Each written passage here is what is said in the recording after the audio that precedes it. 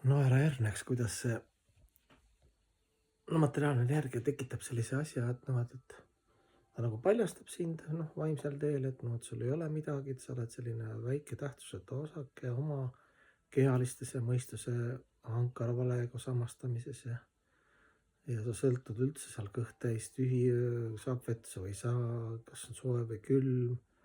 Sellistest materiaalse maailma vangla faktoritest, kes me ei ole, eks ju, igavene hing. Ja mis te siin räägite mulle mingist armastusest, armastuse jagamisest, eks ju. Ma ei saa, eelisen ise hakkama iseendaga kuidagi elada. Üür makstud ja kuidagi keha enam-vähem toimiks. Ühtepidi arusaadav nagu inimlikust mõttest, aga see armastusenergia ei ole kaval värk, et see igavese hinge energiaühendus Jumalaga ja teiste elusolenditega. Ta on niimoodi, et see materiaalne maailma tõmbab nagu enda peale, et mina ja minu draamad ja eufooriad ja ma nagu elan, ma olen isiksus ja mul on oma anded ja oma arusaamad selles hetkes, aga minu õnn ja armastus sõltub sellest, et hoolimata sellest, kui ma olen nii väike ja tähtsusetu ja ma olen kehalises kontseptsioonis, et mul ei ole midagi jagada. Ja nii, kui sa nagu üritad jagada, isegi seda, mida sul ei ole, sa ei ole nagu Jeesus Kristus, et sa ei armasta kõike spontaanselt veel või Sila Prabhupada või.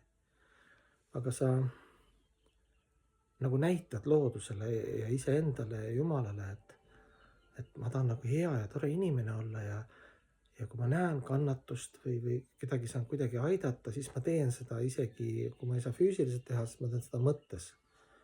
Soovin head ja võib-olla palvetan ja elan kaasa ja et siis see armastusenergia saab nagu liikuma läbi sinu. See universaalne armastus, nagu see üks munk ütles ka kunagi naljaga, et raha on igal pool, eks ju, tuleb osata raha lihtsalt suunata. Enda juurde ka, eks ju, munk kusjuures ütles.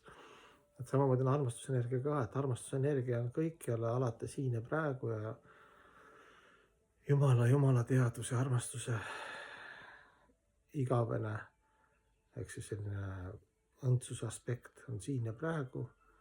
Küsimus on, et saaks selle voolama nagu. Et me nagunii oleme väiksed antennid.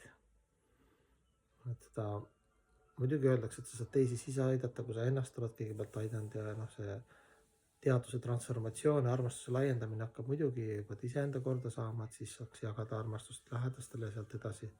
Kui Jumal luba paneb sulle sellist vahendamise valguse energiat, siis sa saad nagu rohkem ja rohkem järjest, eks ju, seda tingimusteta armastust peegeldada, aga jah, et selle jutu point on ikkagi selles, et isegi siis, kui sa oled pimeduses ja üksinduses ja aastuses ja jõuetuses ja pettumuses ja hirmudes, aga sa nagu võtad selle vastu sisemiselt, et armastus võidab, Jumal on hea, igal asjal on mõte, see ei ole nagu suvaline värk siin, eks ju. Ma lihtsalt õpin tagasi seda, kes ma algselt olen, armastuse kunsti ja armastamise sellist neid saladusi, eks ju. Siis ma nagu hoolimata sellest, et toome näiteks näite, et ütleme, et ma elan koos ühe inimesega ja mul on võib-olla selline tuju, et ma ei viitsi ja ma ei taha aga siis kuna ma elan selle inimesega koos, siis ma ei tohi talle näidata, et mul on mingi siis tema vajub ka ära, eks ju. Ja siis kui tema on, siis ma ikka püüan naeratada, olla tore ja hoolitseda, teenida, mõelda ta peale, et ta õnnelik oleks, eks ju, proovid nagu neid asju mõelda ja siis sa saad selle armastuse energia liikuma.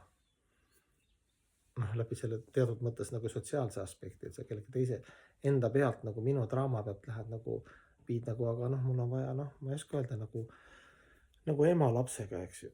Emal võib olla selline tuju aga tegelikult laps kasvatab ema selles mõttes, et tal on vaja hoolitsust ja varjupaika ja ema võtabki ennast kokku, eks unustabki oma mingid võiks nii jälle naa, tal on vaja lihtsalt last armastusega teenida. Ja see energia läheb jälle liikuma, see ema armastuse energia läheb liikuma, Jumal on rahul ja tekib selline hea sünkroon, harmoonia, balanss.